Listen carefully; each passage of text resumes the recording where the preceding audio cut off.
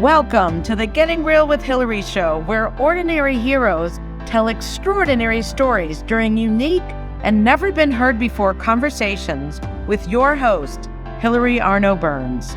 Hilary's unique listening and way of asking questions results in conversations that aren't usually talked about, so you can create the life that you really want but are afraid you can't really have.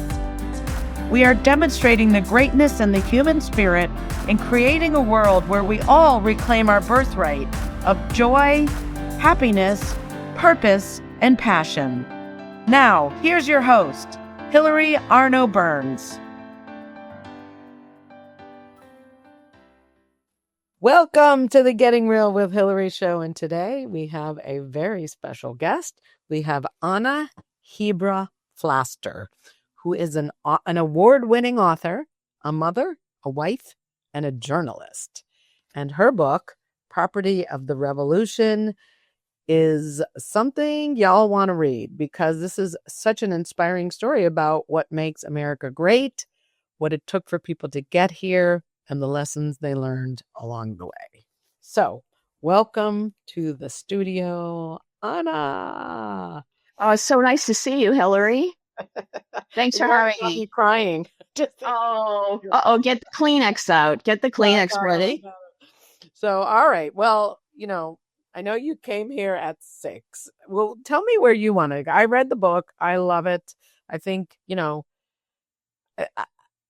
I think it's a way to appreciate what got us all here, because everyone has a story. And I did have another refugee girl come from Germany, which of course I'm forgetting her name, but again, she just wanted to fit in just like you. It reminded me of that. If I think of the name, I will let you know later. But I don't think we get what it takes for people to come in those circumstances. So why don't you share what you'd like to share about your journey or your book? I know it's in there. It's beautifully written, and just so you know, she goes back from present to the revolution in Cuba. I don't know if I said that Cuba. And it's very interesting, the parallels, right? Of what we're going through today, you mean? No. Just like in the book, like it was like you and then your parents, or what was going on back then, like when they met and before that and stuff like that. So yeah. No, there's a lot of back and forth. There's a lot of history in the book. And you're absolutely right, Hilary. I don't think that we remember, or we think we know what it takes. We think we know what that immigrant experience is like, but we don't. And that was a big part of the motivation for the book, besides wanting to honor what I saw happening in my home every day, my multi-generational home with my grandmother, her 2 daughters, my mother and my aunt, their husbands, and all the children. And we grew up in Cuba, as many, this is typical of our culture. You grow up together intimately. There's no notion of, or the notion of privacy is so different in our culture than it is in American culture, but very intensely together, and staying together through all of the political upheaval that happened after the Cuban Revolution, actually going into the Cuban Revolution and the years after. But the main thing was staying together, keeping the family together. It was the source of everything. It was the source of our success in the United States. And there's grief mixed into that. There's joy mixed into that. There's courage. There's love. There's humor. There's a searching and a yearning for your new identity. How are you going to create that? What does it take to do that? How do you honor the past but build a future? And I wanted to honor the courage in the family of what they went through and the entire immigrant experience. It doesn't. I've had readers tell me, readers from World War II Romania, present day Iran, present day Afghanistan, people who say Yeah, it's a story about a Cuban family. I see my family in that. I see my family's experience. So it's so gratifying to know that what I thought was a very personal story turns out to transcend my family's story, because readers are really um, connecting it. I had a reader tell me that I sometimes forgot I was reading your memoir. I thought it felt like my memoir. Mm, That was an Iranian author who told me that. wow. So I forgot what your question was. Me too. So, all right. Well, let's go. If you can, I have some questions. Yes, please. Okay. I mean, I love, the whole family stuff and all that, all the challenges of when you went on your own. I mean, all that. I could feel it. It was tangible, but I think going back to Cuba, your mom not fought, but there was the Batista, and then they won that thinking they were going to get freedom, and then it seemed like it was worse than ever after. Can you just say a little bit about that? Because that's just, for me, like, how did it get worse if they won? Yeah, that's a great question, Hilary, and it is the trigger for the whole story, if you think about it. My mom did risk her life for the revolution. Fidel Castro was one of three fronts in the 50s battling against Batista, who had taken over the country and stopped following the constitutional democracy and the Constitution of 1940. And what everybody wanted, not everyone, the vast majority of Cubans wanted, was a return to democracy. And so they thought the rebels were going to do that. And the rebels, the three fronts, all promised that. That was the goal. Okay. So my mother had risked her life working to help the rebels by collecting medicine and money for the rebels. And she was caught at one point, as you may remember. And a neighbor who was a police officer under Batista saved her life. And so she was the one of all the viejos, the old people and the family. We lovingly in Latin America, we call our old people viejos, old people. And she was the one in that group of viejos who I think felt most betrayed. She had risked her life at the age of 17, because at 17, you're not afraid of anything, right? And she didn't tell anybody in the family, so that if she was caught, no one would know. She broke up with my father so that he wouldn't be compromised. And then the revolution happens, and right away, everything changes. Castro says it's not a communist revolution, but then it becomes a communist revolution. Properties are nationalized. First, it's the American companies, the foreign-owned companies, and the Cubans were like, well. So what? So you said, let me just so you said there was three. There were three fronts. Was one. Then in the mountains of the Escambray, in the Escambray Mountains, there was another group. And then the third group was in the city of Havana, in the capital. And they were mostly students, my mother being a student. And they were pretty badass rebels. They were blowing up, they planted bombs, they shot their way through a number of events. So they were militant. They wanted an end to this dictatorship. And by the way, there's this pervasive myth about Cubans wanting a communist revolution. The vast majority of Cubans never knew that it was going to be a communist revolution. They all believed, and they were told by Fidel and others, that it would be a restoration of democracy, and that there would be free elections, and that 1940 Constitution would be reinstated. Instead, property got... So he was basically lying. Do you think he knew what he was going to do? There were socialists in his group. His brother Raul, who took over for him briefly while after he passed away, was a diehard communist. Che Guevara also. Che Guevara, I don't know if you know, ran the secret police after the revolution and was very enthusiastic about executions and cleaning and hygiene in the revolutionary society, bragged about it at the UN.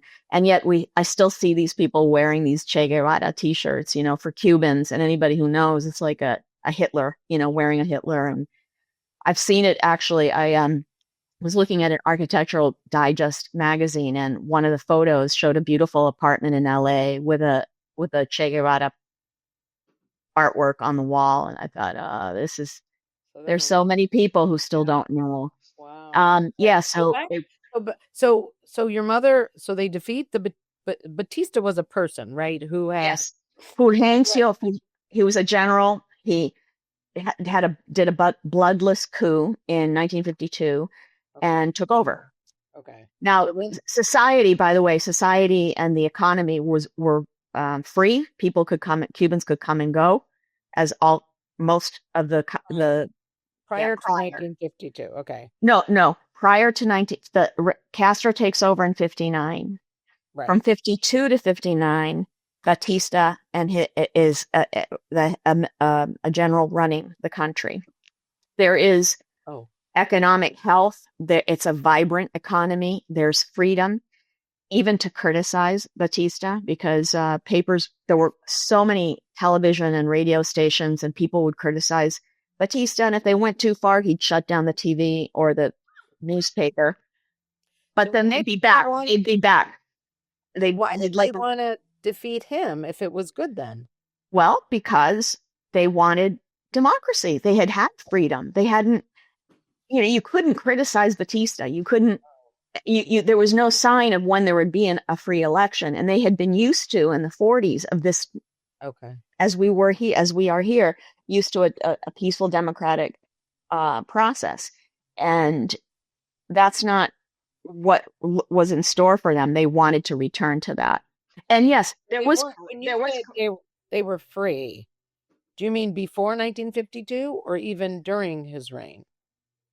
Before 1952, they were free and living in a democratic society. After 52, when Batista comes in, they are free but to a different extent. They're not going to they don't have free elections anymore. Okay. They have a dictator, a brutal dictator who had no problem executing opponents. Right. But if you didn't get into politics, you could come and go from Cuba. You could have your business. You could have your little kiosk and sell whatever you wanted to sell, have a little pharmacy, send your children to a private school. All of that ended. And so Castro, after the Bay of Pigs in 1961, when the Cuban exiles who were trained by the CIA here, it was a program that began during the Eisenhower administration, and then Kennedy inherits it. And it happens just 4 months into Kennedy's term. And he's a new president and whatever. And there are a whole bunch of mistakes that happen. And this invasion by Cuban Americans, I think there were 2,000 or so, just fails miserably. And Castro announces after that invasion that this is a communist revolution, and the United States is our enemy, and they can't stand that we're going to be a communist revolution, which was news to everybody, or to the vast majority of people. Cubans. Wow. So, and then they saw personal freedoms disappear. So there were denunciations. You could be accused of something, and there'd be a public denunciation where you would have to defend yourself. You couldn't have your little business. You couldn't travel freely within the country or outside of the country.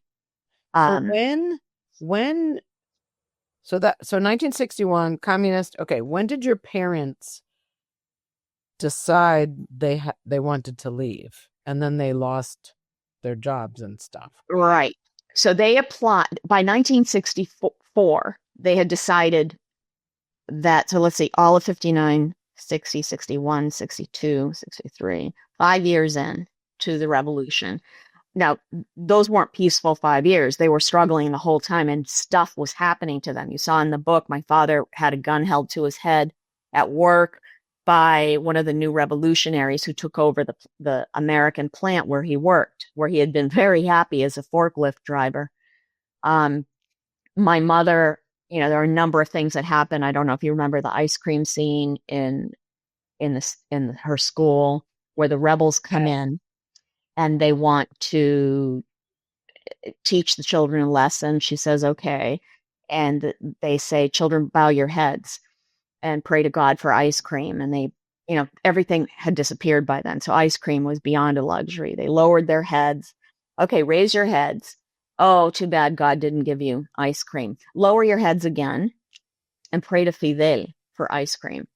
And then she saw these soldiers come in with little ice cream cups, put them on the desks, and then raise your heads. Ah, it was pandemonium. They were just so excited. Look what Fidel did for you.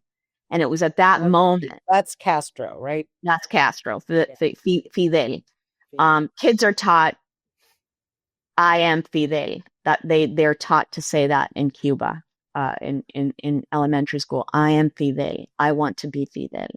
Oh. And that's part of it. So, everybody talks about the supposedly perfect free education. That's part of the cost. It's indoctrination. And you get that from the day you go to forever. Wow. So they decide they want to leave. So that was that moment for her. Okay. Each person, each viejo had a trigger that shifted them. They said, we can't live here. And so they applied to leave, which was a labyrinthine process. Nobody knew because the country was ruled by edict. Overnight, laws could change. Right. But the basic issue was you had to find this place in the Ministry of the Interior, a certain office, fill out an application declaring yourself an enemy of the revolution. And then you were given a number in a lottery that would say when you could leave the country, but you didn't know if or when you would get that exit visa. When you lost your job, yeah, you didn't have any income, and you sat and you waited, and you were a target. We were targets. We actually had an act of repudiation against us one night where a mob came to the house and shattered windows, and my father wouldn't even leave the house for many months at a time because if he could have been arrested and just taken for any reason. They didn't need a reason. That's one of the things about a dictatorship. You don't need a reason to do anything. So when you finally, I remember the story about the guy who went on the boat and disappeared. I mean, so you were waiting to fly out, but some people went, and he was never seen again, right? No. Well, the rumor was that he had been caught at sea and brought to La Cabaña, which is where they put a lot of people, and executed. Mm. But my father could never corroborate that. But that was what everyone said happened. Wow. So we believe that's what happened to him. He was a friend of my father's from work, from the factory. All right. So and please read her book. You'll see it in detail. But so you guys finally get your exit visa, and that's called a permiso, a permission. Okay. I just want to say, Hilary, that I think your viewers should know that even today there are really only a handful of countries in the world that require exit visas of citizens who want to leave, which is a process that you go through. And you may need a visa in the country that you're going to, but only a handful of countries require you to tell your government that you want to travel. Mm. And it's actually a violation of one of the universal human rights in the Declaration of Universal Human Rights, Article 13, the freedom for a human being to move freely within his or her country and outside, and to leave it. Do you know what those countries are? I don't, but I imagine it's Korea, the Or- former Syria, I imagine. I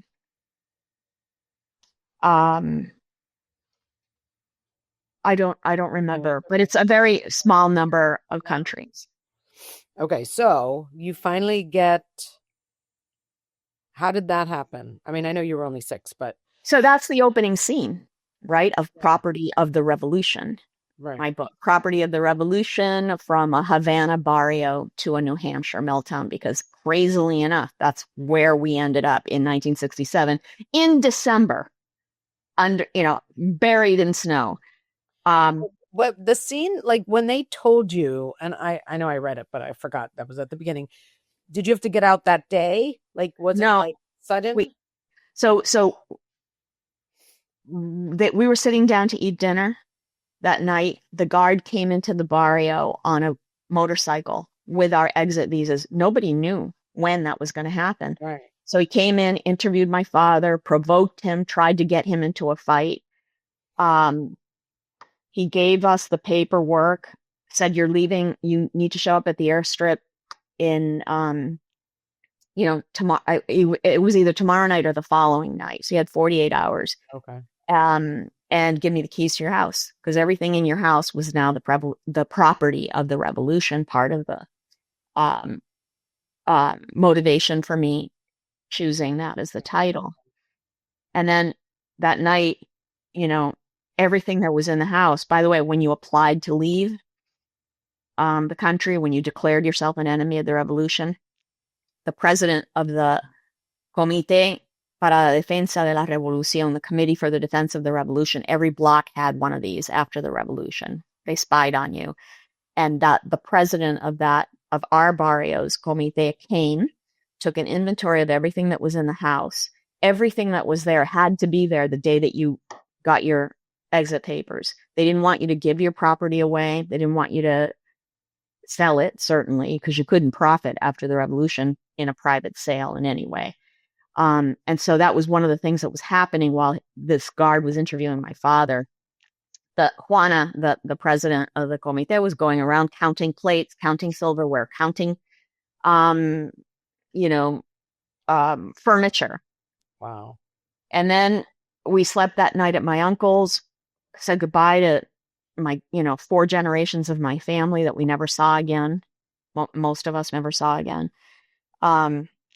And then at the airport, we were there with, I estimate 200 other gusanos. We were called worms. Once you applied to leave the country, the government called you worms, gusano, and anybody could call you that. That was just part of what happened. But there were 200 other gusanos and gusanitos, and we were playing, and all night long they were interrogated, and they were threatened with not being able to leave. And actually, that night, it's in the book. A big part of the message of the book is Ponte Guapa, make yourself brave. It was my mother's slogan, my mother's battle cry.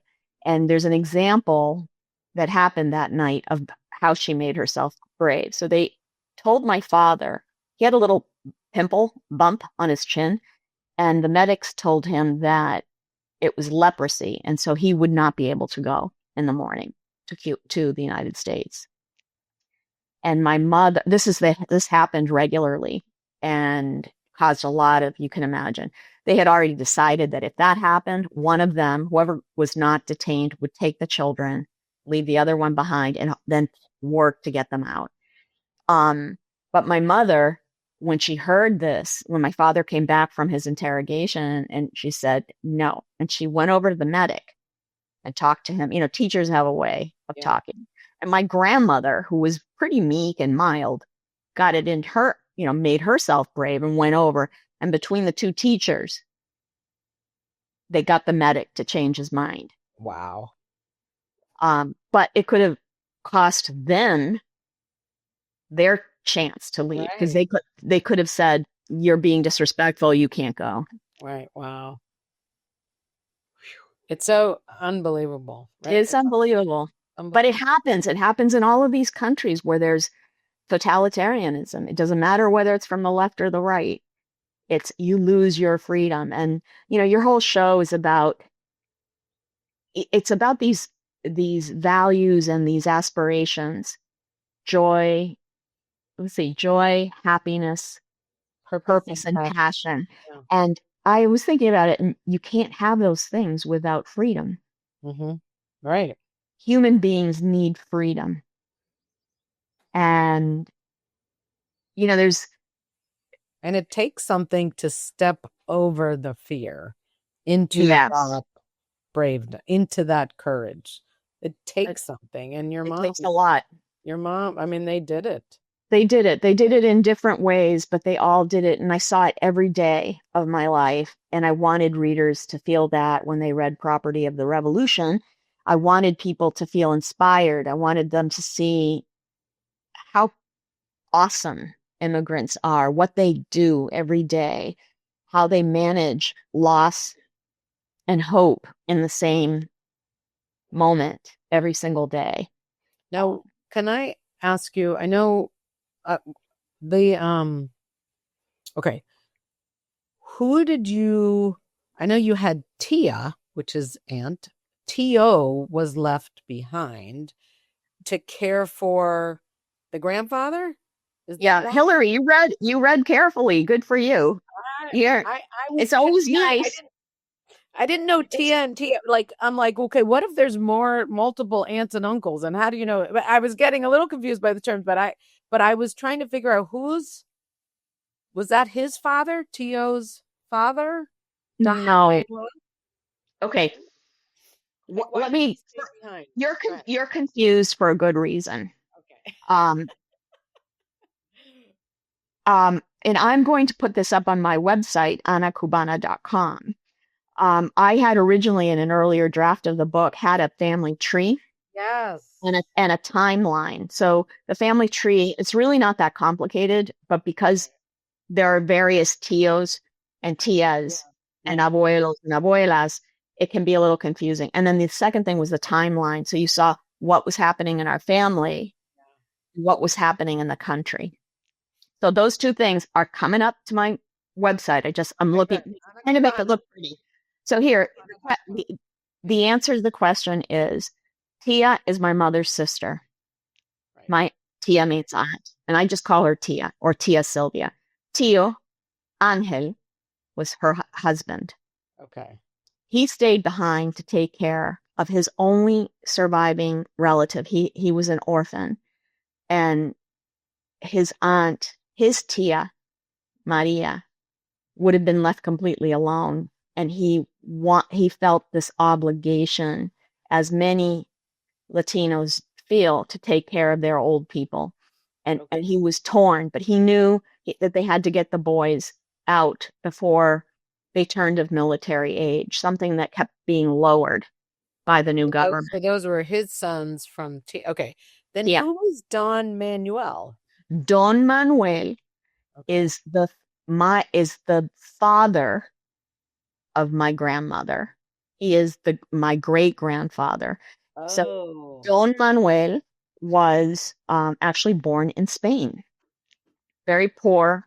He was orphaned too at a young age, and he came to Cuba. And then he had my grandmother, and my grandmother had the two daughters.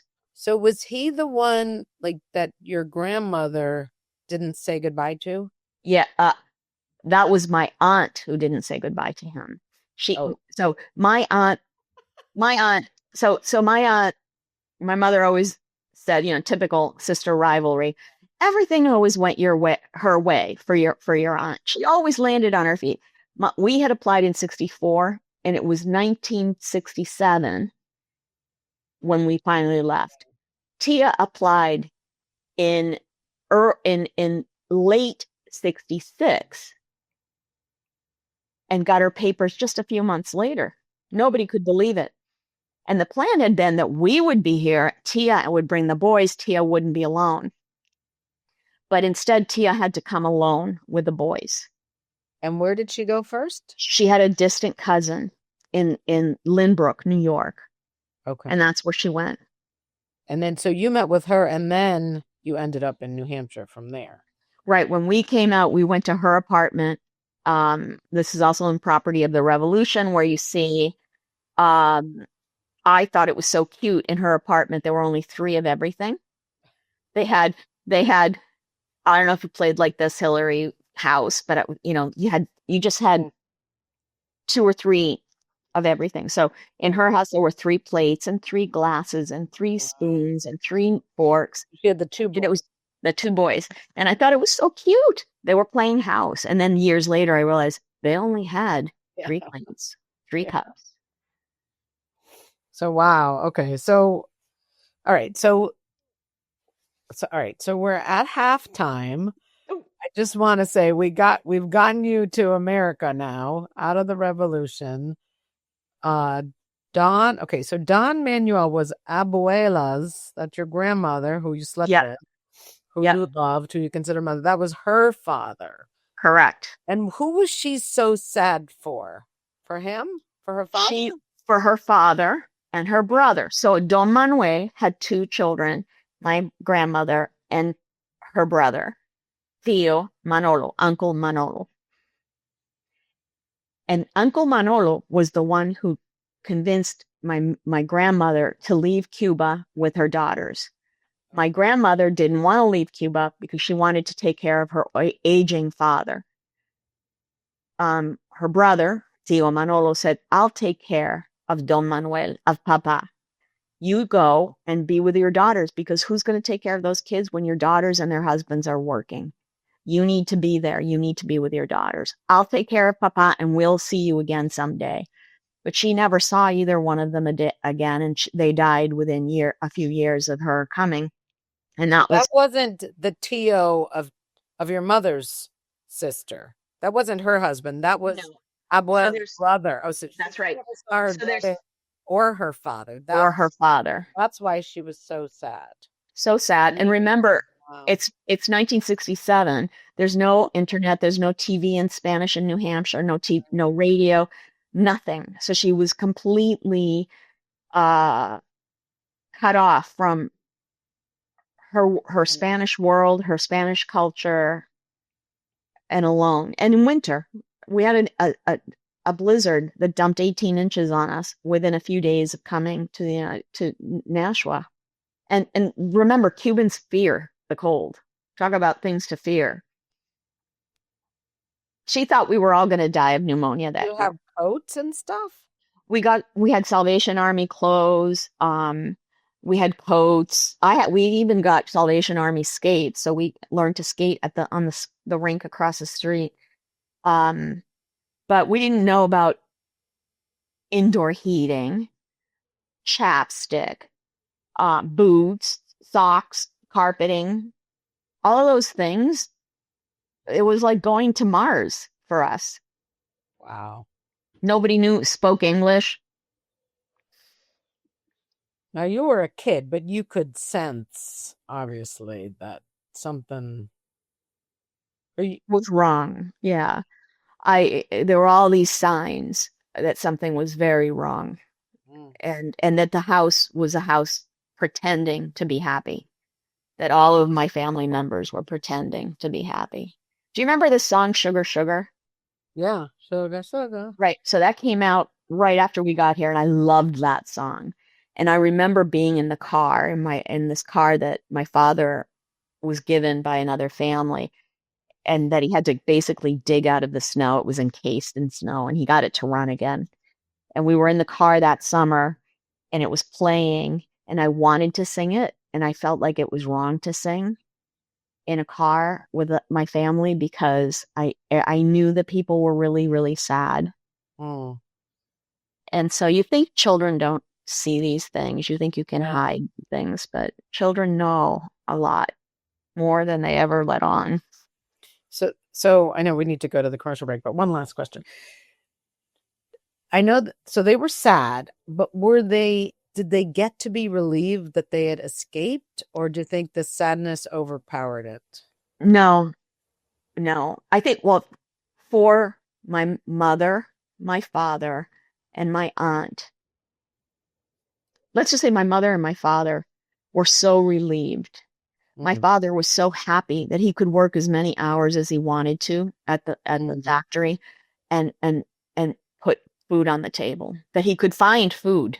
And my mother loved, she always said she felt like she was being suffocated every day living in Cuba after FIDE. And my aunt was also, you know, she had decided for her own reasons, and that's in Property of the Revolution, that she had to get out. But her joy was imperfect because she had left the love of her life behind. And he loved her, but they had to separate at that point. And then my grandmother was happy for everybody, but was deeply in mourning for what she suspected correctly would be the last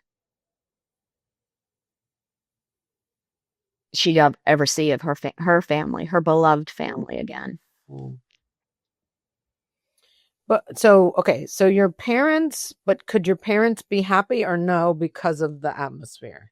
Like they were generally happy, relieved, grateful, joyful, even proud. But when you have, remember, we're in the same house, a small house. You have that happening, but you have the children sort of making their way and having some problems because nothing's ever that easy. Even, you know, we were generally welcomed in Nashua, New Hampshire. There were not enough Latinos and certainly not enough Cubans to be a threat to anybody. But we still had our issues. So my parents were happy, but they knew that in the same house was my aunt grieving my uncle. Would he ever make it? Would he ever leave? Would he ever make it? My grandmother in a deep, colossal depression. I write in Property of the Revolution how when I would touch her, she would be wet. She would be damp. She was always damp. Like I'd kiss her and her cheeks were always wet. That's how much she cried. That woman never, I mean, from the moment she woke up to the moment she, so imagine, can you be happy? Right. Can you be purely happy? You also know you're even at your happiest, you know what you've lost. Right. You know that an injustice happened to you. And you have to find a way to live with that.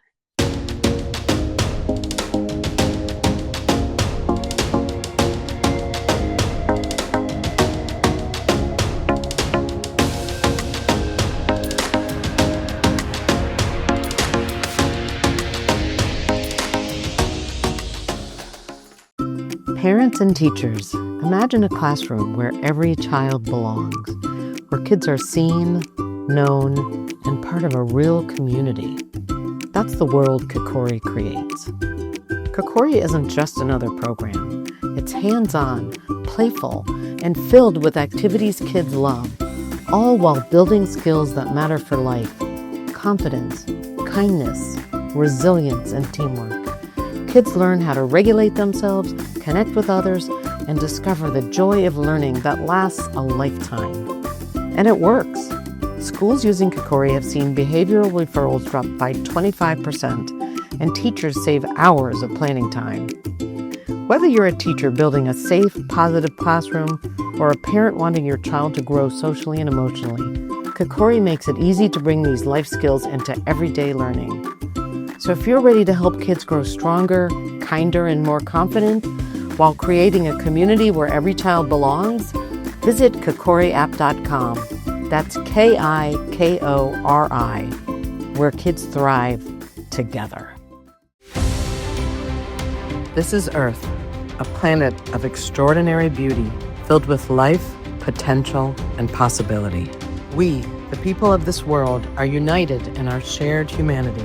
We stand together to embrace the present, heal the past, and create a future where all can thrive. On October 18th, we come together to celebrate what it means to be human, to raise the consciousness of our collective spirit and amplify the best of who we are. From the earth we walk on, to the health of our bodies, to the flourishing of our minds, Humanity Day is about more than just one moment. It's a new beginning. This is our call to action, to invent a new future where we nurture the earth, each other, and the next generations to come. Join us. One day, one world, one humanity. Visit IamHumanity.net and be part of something greater. Together, we'll create a world where humanity thrives. Hey, it's Hilary from the Getting Real with Hilary show. Life can be messy, raw, and real. And sometimes we're afraid to feel vulnerable. We're afraid to be that real self.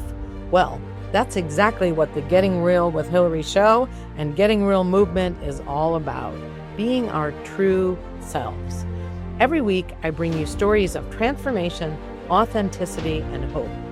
People getting real with their struggles, their faith, and their breakthroughs. So don't miss a thing. Subscribe to my weekly newsletter today.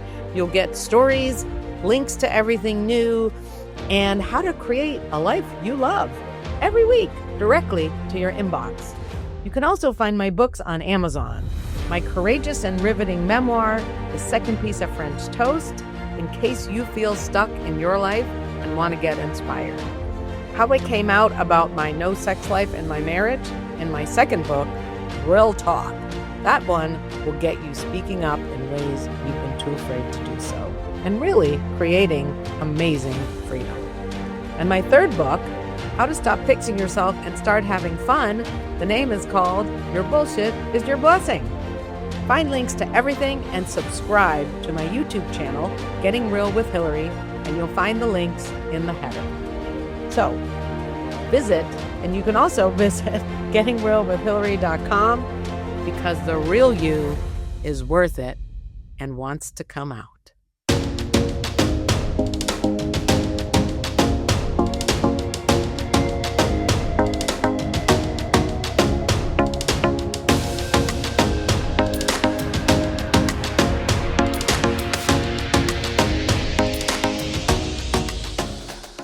And thank you, as always, to our sponsor, KakoriApp.com, and all of our other sponsors. You see their logos going across the bottom. Thank you, everybody, for making this show possible so that we can all elevate the conversation and consciousness of the planet together. And doing that with us is Anna Hebra Flaster, the author of Property of the Revolution, such a fantastic book for anyone with immigrant relatives, or who has immigrated themselves, or who just wants to feel brave and courageous in this crazy world we live in. So, okay. So that was your, even though your abuela, I know, you had said when, later on when you moved out that you missed her cooking, and she did, she was the whatever. I can't. The matriarch, the hub of the wheel. Together, yeah, like she did a lot for you guys. So did she do it even with her sadness? She cooked and she cared for everybody, right? She was there. In a way, taking care of us. Healed her. She had purpose. She had a passion for us. Yeah. And she had work to do, which keeps you moving. Right. But she had to climb out of a hole in order to finally be happy. She was happy. She was surrounded. She had 7, 8 great-grandchildren in the end. She was cared for lovingly through her last day. She knew she was cherished. She knew how grateful we were for her, and was showered with love, bathed in love. And do you think she ever could release the sadness? I mean, I think she enjoyed did. her life. Yes, I do. I think she managed to do that. These big griefs that we go through, they do get better with time. Mm-hmm. It gets a little bit easier with time. Yeah. And she saw how we thrived in the United States, and she saw how they suffered in Cuba, and knew what would have happened to us had we stayed. So, okay. Now, one of the other things that I was struck with, and it was also with the other little girl who had come to America was torn between you wanting to fit in as an American and, the shame of, there they go being Cuban again, like you. Oh God, we stuck It must out. have been really hard to We stuck balance out. it, We stuck out. We went wherever we went. There were at least 10 of us speaking in Spanish loudly. And when my parents and my aunt and uncle realized if they ever noticed that we were shy or embarrassed that they were speaking Spanish, they spoke more loudly. And they called you on it. Are you ashamed of your heritage? Because somebody made fun of you? Are you really? It's them. They don't know how awesome Cubans are, because that's kind of it's a good rap and a bad rap on Cubans. We think we're, amazing. And that was a story they told. That was a story that I grew up with, the origin story. Yeah. We were awesome. We beat communism. We won.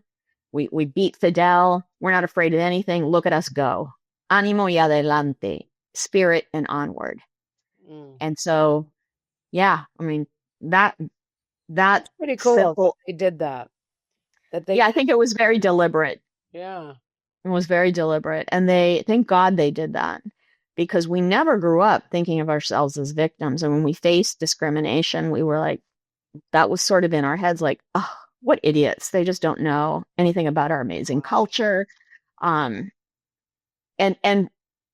there were some really hard moments where people showed a lot of hate toward us as the other. And, but that was always the take. And remember, we had all these viejos, all these, I had 2 mothers, 2 fathers, well, actually 3 mothers.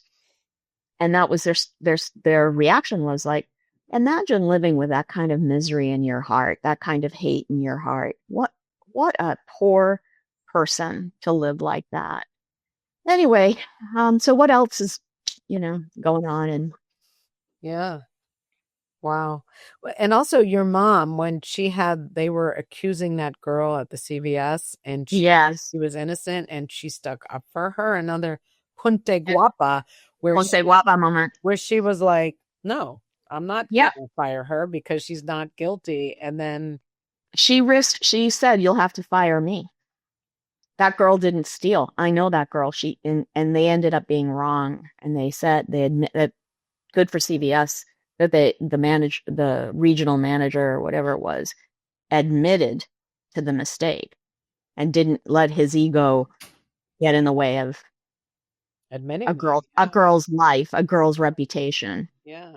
And my mother had seen that happen too much after the revolution. She wasn't going to let it happen. She didn't let it happen there. She got into a few scuffles there defending the police people who were in trouble, and the teacher, the principal at that school.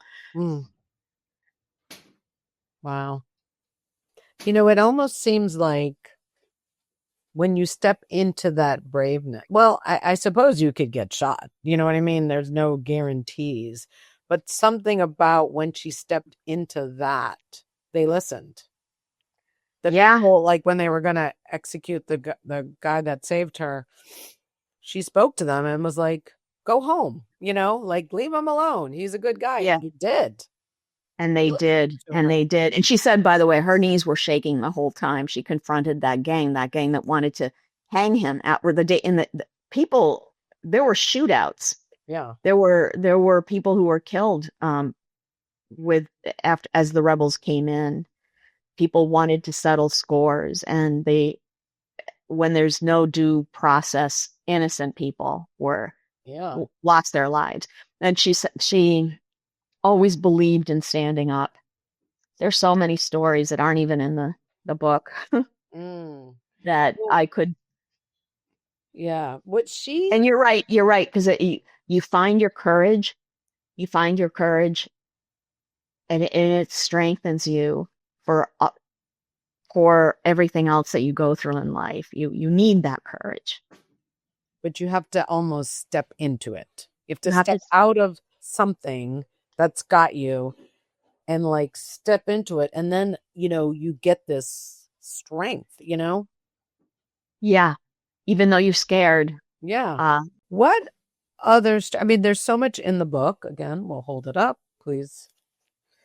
There's so much about you, not being able to date, and then, going away to college, leaving the family, and then when they broke up to go to different homes. There's so many times when it was almost like you could see the ripping of something. Do you know what I mean? Like that the family that had kept you all going. I mean, it's so beautiful, really, because we don't have that anymore. People don't stay in their families.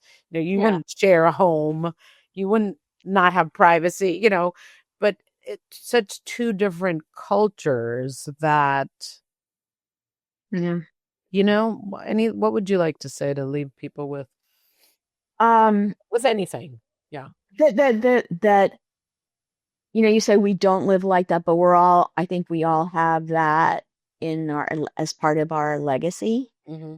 Some family of ours, other than Black Americans and Native Americans, came here, and most likely, even if they came alone, most likely some family members came and they lived this way. They lived the way that we lived. Very close, very together, helping each other intimately. And the price of that is privacy. You don't have privacy. I mean, it's also not as valued in Latino culture. And independence is also very different in Latino culture. So Americans are all about independence, all about privacy. We have opportunity in this country. It's no big deal for somebody to go to school across the country or take a job across the country. And then the family, you're not going to live like that if that happens, right? If you separate and then you see each other at Christmas and at New Year's, maybe at Thanksgiving. And it's a different kind of adult experience as a family member. We didn't live like that. And that was the gift of having stayed together all that time, is that our children got to experience that too, even though we were all in New Hampshire or Massachusetts. So every Sunday or Saturday, there was somebody's birthday and the whole 27-member clan showed up. Wow. So we got that, and the viejos were living together. But then when my grandmother passed away and my uncle had Parkinson's, Tia and my uncle decided to move into their youngest son's home in their au pair apartment. And that's when we lost our home again, and the family changed again. And you see in Property of the Revolution, you see the struggle of that. And I'm caught in that struggle because I'm trying to make the sisters make up. But we found a way through that too. And I learned that it's inevitable. Change happens. I think about the galaxy, the form of of galaxies. There's a center, it spins and spins, and then it falls apart.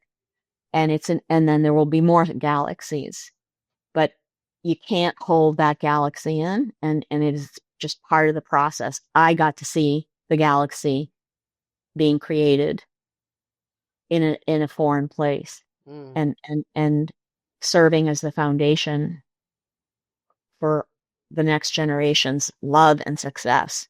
Wow. And we were gifted with that. Wow. So out of this horrible experience, we had this tremendous gift. And then we had to see it change again as the family became more American. Wow. All right.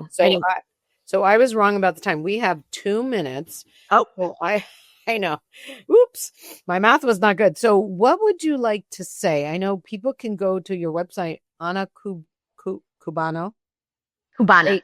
And we're going to have that underneath your name so that they'll know how to spell it.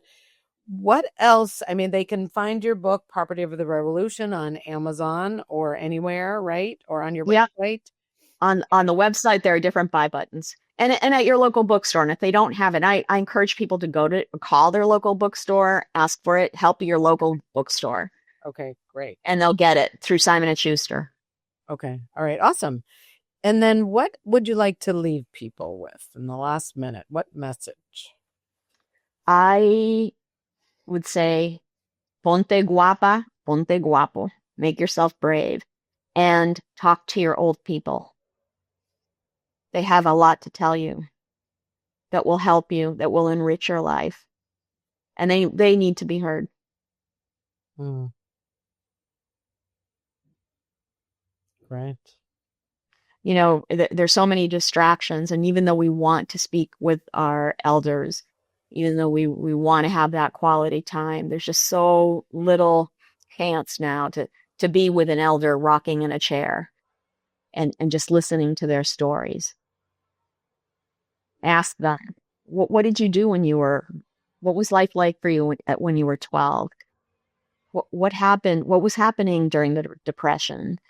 Talk to me about the hardest thing that ever happened to you.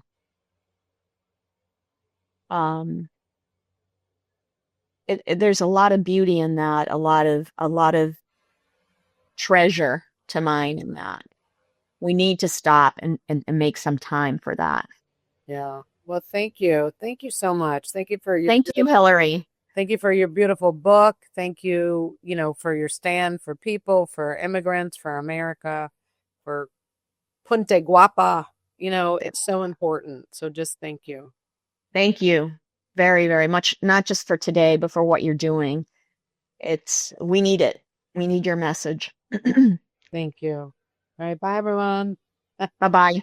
Thank you for watching this episode. I started getting real with Hilary when I discovered that I was a people-pleasing, pleasant phony and wanted to be more of my real self. We can grow together if you will like the show, subscribe to my channel, and share this episode with your friends and family so that we can have a world that's more real.